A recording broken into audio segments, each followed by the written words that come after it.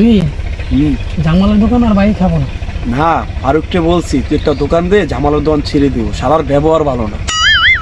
হ্যাঁ, ফারুকের দিনে ওই দিনকে আমার নামে একটা বিচার দিচ্ছে। শালা এরকম করে কিসের জন্য রে? কিরে তুই আজকাল তুই ফারুককে দেখা যাচ্ছে না? ফারুক ওই যে শালারে দেখা যাচ্ছে। কিরে শালা না মেয়েদের সাথে কথা বলে না? চল গিয়ে দেখি শালা কি করে। চল।